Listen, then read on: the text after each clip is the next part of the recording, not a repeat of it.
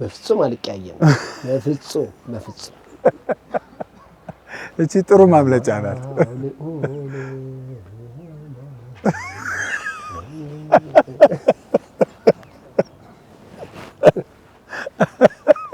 ባለቤቴ የሚገርም በገብርኤል ከተባለ ምንም ነገር ታደርጋለች። ገብርኤል በጣም የሚፈራ የሚከበር መልአክ ነው። ደግሞ ፈጥኖ ደራሽም ነው። እናቴ ነፍሷን ይማርና ገብርኤልን በጣም ትዘክር ነበር። ነፍሷን ይማር። ልጄ ገብርኤል ነው ስሟ። የገብርኤል ነው የተወለደችው። እኔ እንደውም ገብርኤልን በቃ እሱ እየፈለገኝ እኔ በቃ ይሄንን ነገር ሳላገናዘብ ሌቶኝ ያወቅኩት መልአክ ነው የሚመስለኝ። ባይገርምህ ሁለቱም ልጆቼ የተወለዱት የገብርኤል ቀን ሌሊት ነው። ሁለቱም እሑድ በጠዋት ተነስቼ ቁልቢ ገብርኤል መጥቻለሁ ስል በቃ ሌላ ነገርማ አትበለን እንዴ ምንም አታነካካን እንጂ ነው ያሉኝና ገብርኤል በጣም እኔ ማከብረው ምፈራው መልአክ ነው። ከእንደገና ደግሞ የእውነትም ጸልዬ የእውነትም ጠይቄው ምንም የሚያደርግልኝ መልአክ ነው። አሁን ለምሳሌ የሚካኤል መዝሙሮች ካያቸው በጣም ብዙ ናቸውና በፊትም እዛ ቤተክርስቲያን ምናምን በምንዘምርበት ሰዓት እጠይቅ ነበረ ለገብርኤል ግን ለምንድነው ትንሽ የሆነው መዝሙር?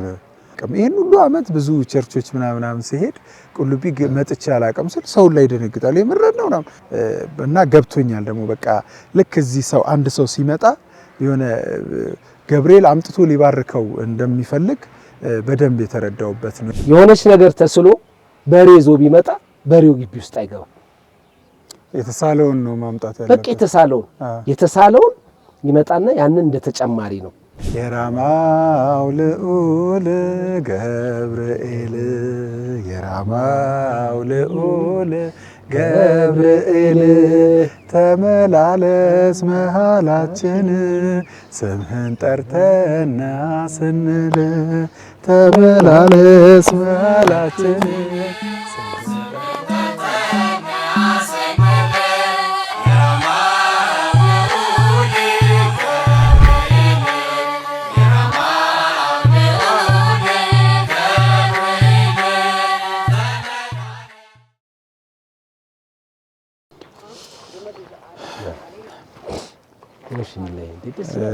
በጣም ደስ ይላል። አዎ እንግዲህ የእግዚአብሔር በረከት የእግዚአብሔር ፍቃድም ተጨምሮበት እንግዲህ በጣም ብርቅ ሆኖብኛል እዚህ ራሱ መምጣት። አንተ መጀመሪያ ነው? እኔ መጀመሪያ ነው። አንተ ስንተኛ ነው? እኔ የሚገርመው ሁለተኛ ጊዜ ነው። ረጅም ዓመት ከ10 ዓመት በላይ ይሆነዋልና የሚገርመው መጥቼ ግን አልገባውም። እዚህ አልደረስኩም። ለምንድን ነው የደረስኩት? ወደ 11 ሰዓት አካባቢ ሰው ቀለል እያለ ሲሄድ ነው። ለምንድን ነው በጠዋት ነው የመጣሁት። በቃ ያው ቁልቢ ገብርኤል ታውቃለህ፣ ሰው ተስሎ ሰው ጸልዮ የማያደርግለት የለም። በጣም ታምረኛ መልአክ ነው እና ሰው የጠየቀው የሚሳካለት የለመነው የሚያሳካለት ትልቅ መልአክ ነው እና የመጣው ጊዜ እታችን የቆምኩት ለምን ካልከኝ ሰው ለካ ከ3 ቀንና ከ4 ቀን በፊት አካባቢው ሞልቶታል። በኋላ ላይ ግን ምን ሆነ ወደ ማታ አካባቢ መጥቼ ነው ግቢውን ለመሳለምና ተሳልሜ ወደ ሐረር ነበር ወደ ዘመዶቼ ጋር መሄደው ወደዛ የተመለስኩት። አንተ መጀመሪያ ነው? እኔ መጀመሪያ ምን እናግዝ? እንዴት ናችሁ? ሰላም ነው? የተበረታ ነው? እንዴት ነው? አማን ነው? ቆንጆ እየሄደ ነው? አለን እንዴት ነው? ሰላም ናችሁ? እንዴት ነው? ሰላም ነው? አለን። ይሄው አዎ እንዴት ናችሁ? ሰላም ነው? ውሃም ያልፍልህ። አዎ ቆንጆ እየተሰራ ነው አይደለ? አይ በርቱ እንግዲህ አሁን እኛ ያው ልብስም ቀይረን መምጣታችን አይቀርም ለመስራት። አዎ እሺ። እና የሚገርም ታዲያ የሰው ብዛት ልነግርህ አልችልም። ከመላው ዓለም ነው ሰው የሚመጣው። ከአሜሪካ፣ ከጀርመን፣ ከዚሁ ራሱ ከኢትዮጵያ ውስጥ ከተለያየ ቦታ ነው የሚመጣውና እጅግ እኔ የሚገርም አመጣጤ ራሱ አሁን እዚህ ወደዚህ ስመጣ ያቀድነውና እንመጣለን ብለን ያሰብንበት ሰዓት እኔ የማይመቸኝ ሰዓት ነው። አሁን ራሱ ብንመጣ ኖሮ የምመጣበት ሰዓት ማለት ነው። ግን እንደ እግዚአብሔር ፈቃድ ሆኖ አንደኛ የመጀመሪያ ጊዜ ነው። የሁሉ ጊዜ ብዙ ቤተክርስቲያኖች ሄጃለሁ፣ ቁልቢ ሄጄ አላውቅምና የመጀመሪያ ጊዜ ነው የመጣሁት። የሁኔታውን አሁን እናንተ እንደዚህ ስታስረዱኝ ሰው እዚህ ጋር ሙሉ ነው እዚህ ጋር ምናምን ሲባል በሌላ ቤተክርስቲያኖች ስለማቀው እንኳን በዚህ ጊዜ መጣው ነው ያልኩት። ምክንያቱም ምንም ጭንቅንቅ ሳይኖር የፈለከውን ነገር ሁለተኛ ደግሞ እየተሰራም ገና እየተሰራም ስለሆነ አሁን ለስራም አሪፍ እንትን ይኖራል። በጣም እድሳት ላይ ነው እንግዲህ ረጅም ዓመት እኛም ደግሞ በዚህ ምን ላይ እድለኞች ነን። ምናልባት እንግዲህ የዛሬ 50 ዓመት ልጆቻችን ወይ ልጆቻችን ነው እንግዲህ ከዚህ በኋላ በእርግጠኝነት የምነግርህ በጣም በረጅም ዓመት ነው እንግዲህ ለእድሳት ያኔ እንግዲህ እንደ እግዚአብሔር ፍቃድ አባታችን እንዳሉት ስንቶቻችን ልንኖር እንችላለን አይታወቅም። ስለዚህ ልጆቻችን ወይ ልጆቻችን ነው እንግዲህ የሚያድሱት ማለት ነው። እዛኔ እንዴት እንደሚያምር አሁን እንግዲህ እቅድ የተያዘው ለሐምሌ 19 ያልቃል ነው ያሉን አሁን ሲያስረዱን።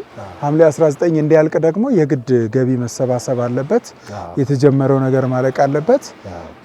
ቁልቢ ገብርኤል በጣም የገረመኝ ግን በጣም ብዙ ስራዎች ሲሰራ የኖረ ቤተክርስቲያን ነው። ምክንያቱም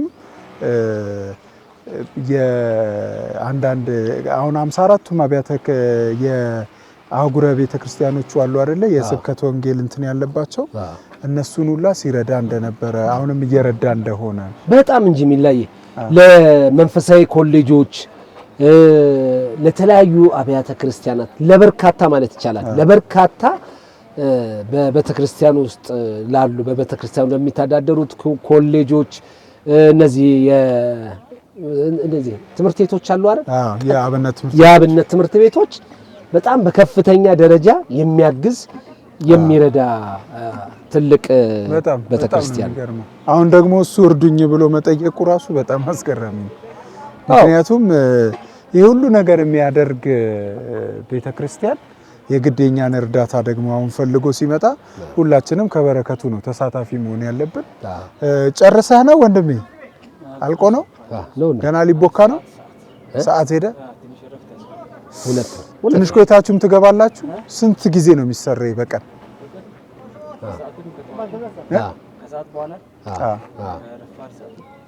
ደግሞ ልክ ነው እንጂ እስከ ስንት ሰዓት ነው የሚሰራው ማለት ነው አንድ ላይ? አሁን ማታ ስንት ሰዓት ነው የሚጨርሱት? ኦኬ የ10 ሰዓት ስራ አለ። ደግሞ ልክ ነህ። እረፍት ደግሞ ያስፈልጋል። ለነገ ደግሞ ጠንከር ብላችሁ በአዲስ ጉልበት ለመምጣት ደግሞ እረፍት ያስፈልጋል። አይ ትንሽ ቆይቶ ይገባሉ መሰለኝ። አሁን አትገቡ አይደለ? አሁን ነገ የቱ ጋር ይደርሳሉ ብላችሁ ታስባላችሁ? ተጀምሯል አይደል? ግን ደግሞ ገብርኤል ደግሞ ጉልበት ይሰጣቸዋል አይደለ? እሱ ኃይሉን ይሰጣቸዋል። እውነት ትክክል። ይሄው እኛ እንኳን መችለት ስናቦካ በቃ ገባንበት እኮ እንደናንተ ባይሆንም ግን እሱ ደግሞ ራሱ የሚሰጠው ጉልበት አለ፣ ብርታት ይሰጣል። አዎ በጣም ደስ ይላል። እሱ ነው የሚገርመው። ከመጣን እንኳን ይገርማል። የእውነት እንደዚህ እኮ አልነበረም። ከመጣን ብዙ ገና ነበረ። አሁን ግን አድረን ስንመጣ ለውጥ አለ። አዎ ይሄ ባዶ ነበር እኮ ይሄ ባዶ ነበር፣ እንደዚህ ነበረ። ከዛ ተኝተን ስነቃ አንድ ስቴፕ ወደ ላይ ከፍ ይላል። ስለዚህ የገብርኤል ኃይል አለ። ያልቃል ነው አለ። አሁን ለሐምሌ 19 ያልቃል አይደለ? ያልቃል ብለን እንገምታለን። እሱ ይጨርሰዋል ደግሞ ደስ ይላል በጣም። ናስ ወደ እንትኑ ነው እንደሚላ እስቲ እንያቸው። እግዚአብሔር ገብርኤል እንግዲህ ጉልበቱን ይስጣችሁ እና እኛም እንግዲህ የገብርኤልን ቤት ስሩ። ገብርኤል ጠይቃችሁት ልጅ ስጠን ብላችሁት ሰጥቷቸዋል። ሀብት ስጠን ብላችሁት ሰጥቷቸዋል። ጤና ስጠን ብላችሁት ሰጥቷቸዋልና ከዚህ ከበረከት ለመሳተፍ ኑ የገብርኤልን ቤት አድሱ ነው የምንለው። ትክክል። ገብርኤል ደግሞ የታወቀ ነው። በተለይ ደግሞ እዚህ የቁልቢው ገብርኤል በጣም ብዙ ነገሮች ስለተሰሚ ነው። እንደው እንኳን እዚህ ደጁን ረግጦ አይደለም ሰው ባለበት እንኳን ሆኖ የቁልቢ ገብርኤል ሲለው ፈጥኖ የሚገኝለት ስለተሰሚ የሆነ ሊቀ መልአክ ነውና መቼም ሰው ከዚህ ባለ ሁለተኛ መልአክ ከበረከቱ ያልተቋደሰ የለም። ስለዚህ እሱም ደግሞ አሁን ኑ ከበረከቱ ተሳተፉ ብሎ ይሄንን ትልቅ እድል ይዞ መጥቷል። በጣም ይላይ አባታችን ሲነግሩን በቃ ሰው አንዳንዴ ከጭንቀቱ ለምሳሌ የሆነ ሰው ከፍተኛ ህመም ሲታመም ገብርኤል አባቴ ሆይ እንደዚህ ከዚህ ህመሜ ከገላገልከኝ ይሄንን ይዤ ልመጣለሁ ይላል። ገብርኤል የቁልቢው ገብርኤል ሆይ እንዲህ ካረክልኝ እንደዚህ እመጣለሁ። ገብርኤል ሆይ ልጅ ከሰጠኝ ሀብት ከሰጠኝ እንደዚህ ብሎ ይሳላል። እና የሚገርምህ እጅግ የሚገርም ሰሚ መልአክ ነው። እና አባቶቻችን ሲነግሩን የሚገርም ስለት ነው የሚመጣው። እንግዲህ እሱም በሌላ እናየዋለን። የሚገርም ስለት ነው። ያ ሰው የተሳለውን ስለት ይዞ ካልመጣ እዚህ ግቢ ውስጥ አይገባም። ለምሳሌ ልበልህ የሆነች ነገር ተስሎ በሬ ይዞ ቢመጣ በሬው ግቢ ውስጥ አይገባም። የተሳለውን ነው ማምጣት ያለበት። በቃ የተሳለውን ይመጣና ያንን እንደ ተጨማሪ ነው። በተጨማሪ ደግሞ በመላው ዓለም ያሉ ሰዎች ካሉበት ቦታ ሆነው ይሳላሉ። ስለቱ እንግዲህ የሚላይ የኛንም ጸሎት የኛንም ስለት ይስማ። እንደው እዚህ ከመጣና የቀረ እግዚአብሔር ፈቅዶልን የቅዱሱ ገብርኤል ምልጃው ታክሎበት እዚህ መተናል። እንደው አንዳንድ ነገሮችን ለማውራት ያህል እስቲ ካንተ የምንሰማው ነገሮች ይኖራሉ ብዬ ስለማስብ እስቲ ስለ ገብርኤል ንገረን። አንተ ገብርኤል ላንተ ምን ማለት ነው የሚለውን ነገር እንስማው እስቲ። ሚላይ ገብርኤል ጎፋ ገብርኤል እንግዲህ ያደኩበት ደብር ነው። ከልጅነቴ ጀምሮ እንደው በሰንበት ትምህርት ቤትም ትንሽ ተፍጨርጭር ያለው እንደው ትንሽ አሁን አንተ አሁን ተክለ ሃይማኖት እንዳደጋችሁበት ዲቴል ገብቼ ሰንበት ትምህርት ቤት ውስጥ ባይሆንም ግን ቲያትር የህፃናት ቲያትር ለመስራት ሞክሬያለሁ። ቤተሰቦቼ እናቴ ነፍሷን ይማርና ገብርኤልን በጣም ትዘክር ነበር። ነፍሷን ይማር። በቃ ገብርኤል በጣም የሚፈራ የሚከበር መልአክ ነው። ደግሞ ፈጥኖ ደራሽም ነው። ሄሉም ባለቤቴ የሚገርም በገብርኤል ከተባለ ምንም ነገር ታደርጋለች። ልጄ የገብርኤል ነው ስሟ፣ የገብርኤል ነው የተወለደችው። የሚገርም አሁን እንኳን ወደዚህ ለመጣ ሲል ብዙ ስራ ያው እንደምታውቀው የኑሮ ወጣ ውረድ ኑሮ አለ፣ ልጆች ማሳደግ አለ። በጣም ወዲህ በጣም የተወጠርኩበት ሰዓት ነው። ግን ተደውሎልኝ እንግዲህ እንዳልኩ ከመጣው እዚህ በጣም ቆይቻለሁ። ከ10 ዓመት በላይ ሆነኛል። ከዛ ከፍተኛ የተጨናነቀ ስራ ውስጥ እያለሁኝ ገብርኤል ቁልቢው ገብርኤል ቤቱ እየታደሰ ነው ሲባል አንድ አላሰብኩም። እንደዚህ እያሰብኩ በዚህ ሁሉ ጭንቀት ውስጥ ነገ እንደዚህ ሰኞ እንዲያርጋለሁ፣ ማክሰኞ እንዲያርጋለሁ፣ ሮብ እንዲያርጋለሁ፣ ሐሙስ ቲያትር አለኝ እንደዚህ እያልኩ በማስበበት ሰዓት ቅዳሜ ተደወለና ነገ ቁልቢ ገብርኤል እንሄዳለን ምክንያቱም ቤቱን እናድሳለን ሲሉ ምንድነው የታሰበው አልኩ። በቃ ምንድነው ምን እንድል ተፈልጎ ነው? ገብቷል። ከገብርኤል ያጣ አይደል? የሆነ ሰው ቢሆን አረረ እኔ አልችልም ሰኞ እንትን አለኝ ቀረጻ አለኝ ማክሰኞ ይላል እና አልኩኝ ገብርኤል እየታደሰ ስለሆነ እንሄዳለን ሲባል ምንም አላልኩም። አሁን ልምጣ ነው ያልኩት። ልምጣ አይ ነገር አዎ ገብቷል። የራሱ ነገር አለው ማለት ነው። ራሱ የሚያስበው ነገር አለ። ከዛ ያንን ሁሉ እርግፍ አድርጌ እንደውም ስራ ላለ ከስራ አብረን የምንሰራቸው ሰዎች በቃ እንደዚህ ነበር። ሰኞ በጠዋት በቀጠሯችን መሰረት ልመጣ ነበር። ግን አሁን እሑድ በጠዋት ተነስቼ ቁልቢ ገብርኤል መጥቻለሁ ስል በቃ ሌላ ነገርማ አትበለን እንዴ ምንም አታነካካን እንጂ ነው ያሉኝ። እና ገብርኤል በጣም እኔ የማከብረው የምፈራው መልአክ ነው። ከእንደገና ደግሞ የእውነትም ጸልዬ የእውነትም ጠይቄው ምንም የሚያደርግልኝ መልአክ ነው እና በጣም ይገርሞኛል። አሁን ራሱ አንተም እኮ ገብርኤል ነች ልጅ እኮ ተገጣጠመ እኮ ስማቸው።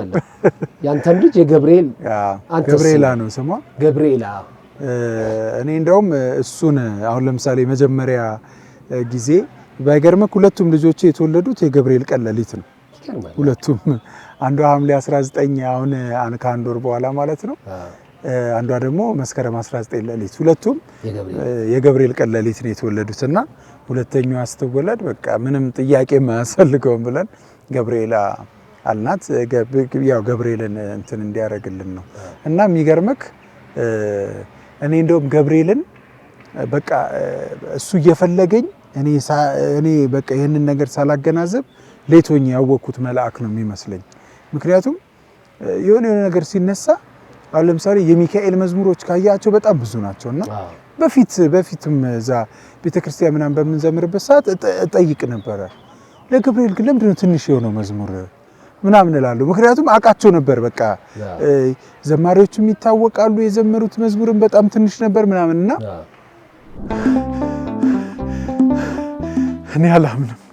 እኔ አላምንም ተመስገን ለደጃ በቃኝ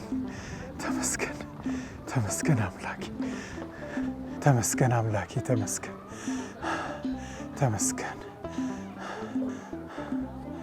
ቁልቢ ገብርኤል ለመጀመሪያ ጊዜ ስመጣ አረጋጊው መልአክ የመላእክትን ዓለም ገብርኤል አንተነ አብሳሪ ለማርያም መተሃረጋጋን ሰላምን ተናገር እንጽና በእምነት እንኖር በፍቅር መተሃረጋጋ ሰላምን ተናገር እንጽና በእምነት እንኖር በፍቅር። እግዚአብሔር ፈቅዶልኝ የቅዱሱ መልአክ የቅዱስ ገብርኤል ምልጃው ደርሶልኝ ይኸው ዛሬ ለመሳለም በቃው። ለማርያም መተሃረጋጋን የሚገርም ነው። በ54ቱ ማህጉረ ስብከቶች ለሚገኙ የአብነት ትምህርት ቤቶችና ለመምህራን ደሞዝ ይከፍላል። የተማሪዎችንም ወጪ ይሸፍናል። ሰላምን ተናገር። በጣም የገረመኝ ትልቁ ነገር ደግሞ ችግር ያለባቸውና መደገፍ የሚፈልጉትን አድባራትና ገዳማት ይደግፋል፣ ያቋቁማል፣ ይመሰርታል። የመጀመሪያ የሆኑትን መንፈሳውያን ኮሌጆችም የራሱን የሆነ ትልቅ አሻራ አሳርፎባቸዋል። ባለንበት እንቁም እንጽና በእምነት። አሁን ደግሞ ህንፃ ቤተ ክርስቲያኑን ለማስገንባት ከሚያገኘው ገቢ ላይ ቀንሶ በቅርቡ ጉዳት የደረሰበትን የአርሲ ቅዱስ ገብርኤል ቤተ ክርስቲያንን ለመርዳት እቅድ ይዟል። በቃል ጸንተዋል። ይህን ሁሉ ያደረገና እያደረገ የሚገኘው ታላቁ ቁልቢ ቅዱስ ገብርኤል ቤተ ክርስቲያን ከእድሜ ብዛት ጣራው አፍስሶ ግድግዳዎቹ በስብሰው መሰረቱ ተናግቶ ለእድሳት የእኛን እጅ ይጠብቃል። ታላቁና ገናናው መልአክ ቅዱስ ገብርኤል የደረሰላችሁ የት ናችሁ? እምነት እንኖር በፍቅር መተሃረጋጋ ሰላምን ተናገር እንጽና በእምነት እንኖር በፍቅር።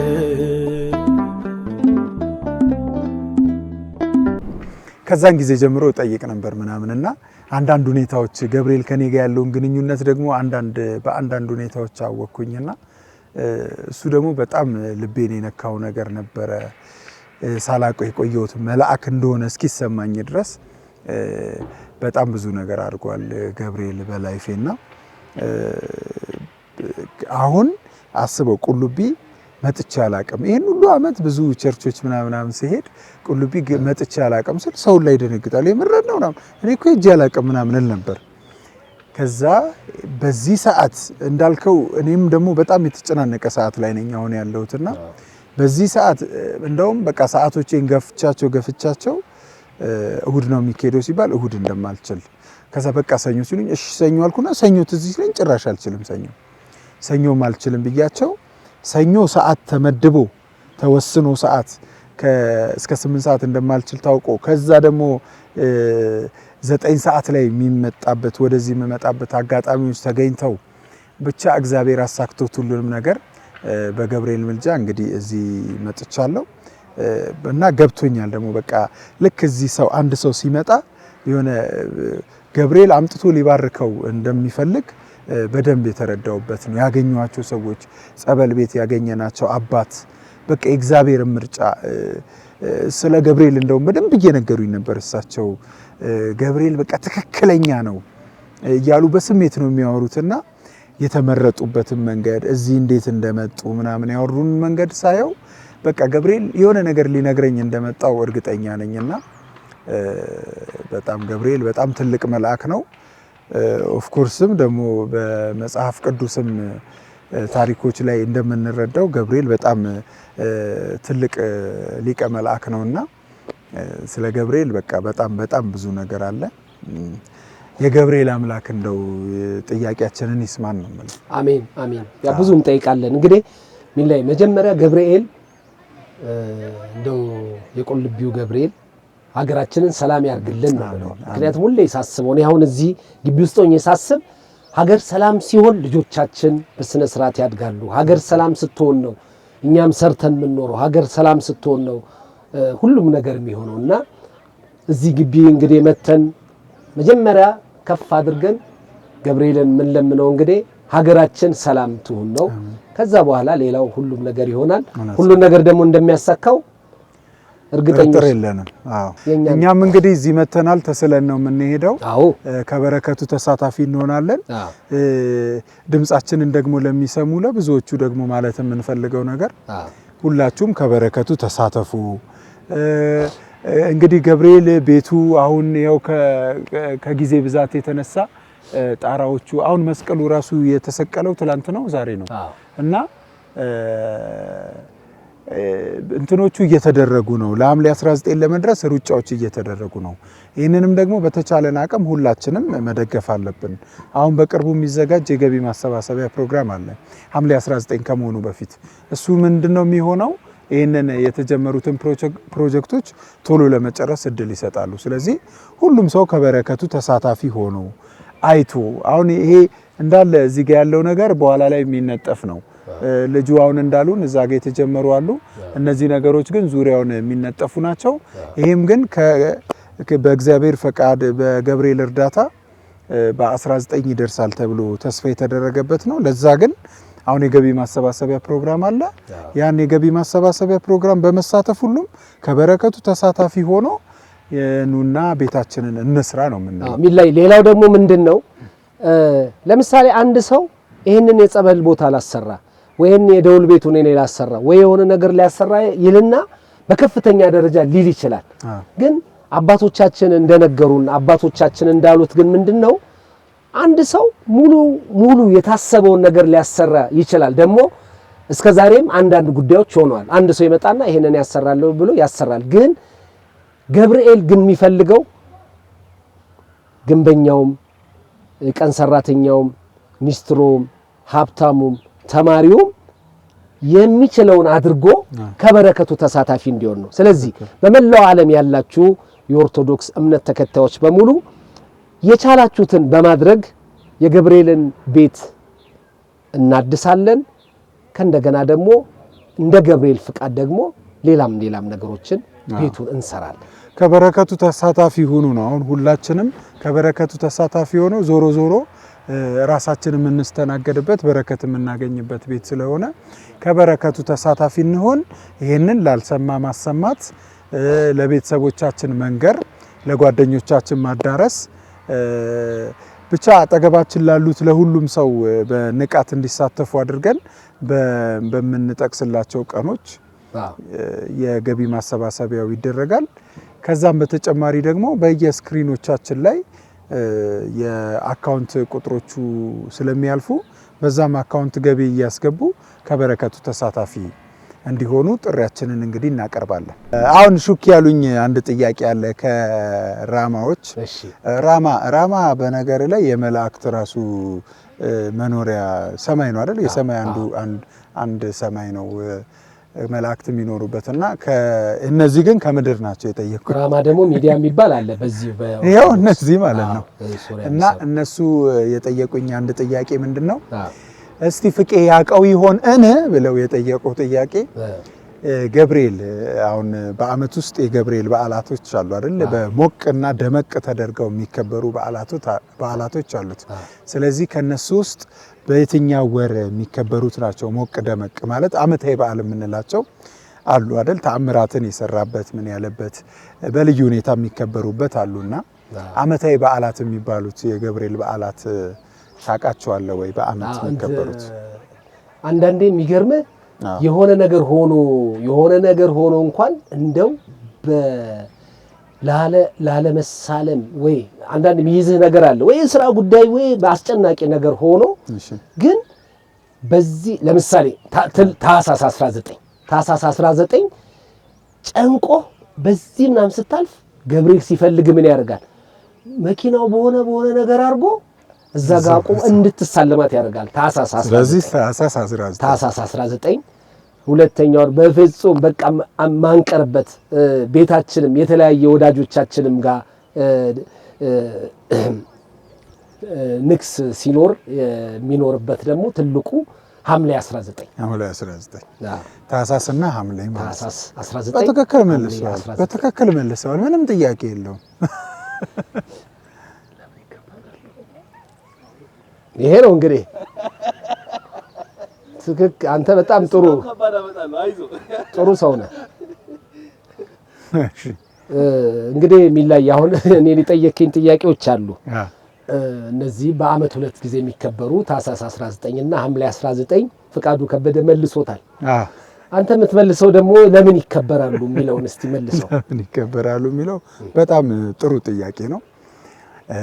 ያው መቼም መላእክታት ሲሆኑ እንደ ሰው ልጆች ስለማይወለዱ የውልደታቸውን የእረፍታቸውን ምናምን እያልን አናከብራቸውም እና ትልቁ የሚሆነው ተአምራት የሰሩበትን ነው የሚሆነው። ስለዚህ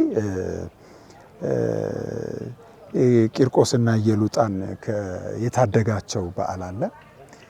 ሰለስቱ ደቂቅን ደግሞ የታደገባቸው በዓላት አሉና ከነሱ ሁለቱን ሰለስቱ ደቂቅን እና ቂርቆስና ኢየሉጣን ያዳነበትን በዓል ተአምራት የሰራላቸውን በዓላት ነው የምናከብረው ማለት ነው። በሁለቱ በታኅሳስና በሐምሌ ማለት ነው። በትክክል ተመልሷል። ቴንክ ዩ አመሰግናለሁ። ስለ ቅዱስ ገብርኤል ስታስብ ቶሎ አፍ ላይ የሚመጣው አንድ መዝሙር እንዲህ ስለ ቅዱስ ገብርኤል ብዙ ይመጣል ግን አንድ በቃ አፍ ላይ መጥቶ ቶሎ የምትዘምረው ቀለል የሚለኝ እና አሁን ከዚህ ከህዝቡ ጋር ለመቀያየም በእኔ ድምፅ እስቲ ሞክረውና እምነትም የሚቀይር አይጠፋም።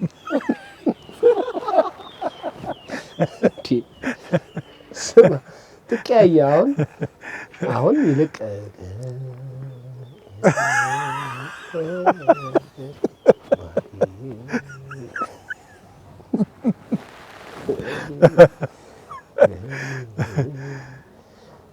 እሺ ምንድን ነው? ብዙ ናቸው። አሁን እሱ በጣም በቃ ይመጣብኛል። አሁን የራማው ልዑል ካልኩኝ ከብዙ ኢትዮጵያን ጋር ከፍተኛ እኔ እኮ በልጅነቴ እኮ አልመለሰውም፣ ግን የራማው ልዑል ነው እና እሱ አልመለስከውም። እስቲ ዘምረዋ ታዲያ። በፍጹም አልቀያየም። በፍጹም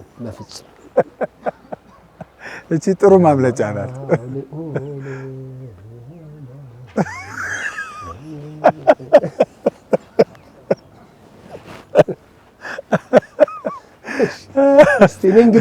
እኔ እንግዲህ በገብርኤል ቤት ሆኜ አምኛለሁ። ሰው ሲዘምር ዘምራለሁ፣ እቀበላለሁ፣ ቢያንስ አጨበጭባለሁ፣ ለማሸብሸብ ሞክራለሁ።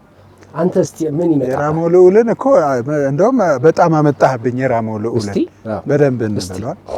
የራማው ልዑል ገብርኤል፣ የራማው ልዑል ገብርኤል፣ ተመላለስ መሃላችን ስምህን ጠርተና ስንል፣ ተመላለስ መሃላችን ስምህን ጠርተና ስንል።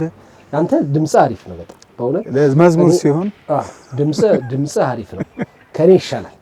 ከኔ ነው እሱማ አብረን ከመጣን ዳምጠውማ በጣም ዘማሪዎች እነ ኢትቢ ያሉ ብዙ አሉ፣ እነ ሚኪ ያሉ ከነሱ ጋር እንኳን አላደራርስም። አይ ከዳምጠው በላይ ደግሞ ራሱ ኢትቢ ስትል ዳምጠው በኩራት አሁን ማዳምጠው የኢትቢ ተቀብሎ ይዳምጣል እኮ ይዳምጠዋል። ዳምጠው ግጥምና ዜማ በጣም ይችላል ማለት ብዙ መዝሙሮች ይችላል፣ ግን ድምጹ ድምጹን እንግባ እሺ ወይ ጉድ! የዳምጠውን ድምጽ እንኳን የዳምጠውን ድምጽ እንኳን በጣም እንትን እያሉት ነው፣ ግን ይሄን ነገር እያጠቡት ነው። ፏለ ደግሞ ፏፏ ሲያረግ ስማ፣ ከእንደገና በጣም እንትን እንዴት ነሽማ? ደህና ነሽ? ታዲያስ ሰላም ነሽ? እንዴት ነው? እየተበረታ ነው? እሰይ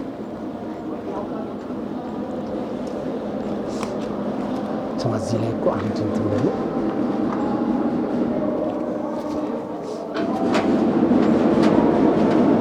ይሄ ዳምጠው እንዴት ነው? እሺ ሰላም ነው። እንዴት ነው? እየተበረታ ነው። ምን ነው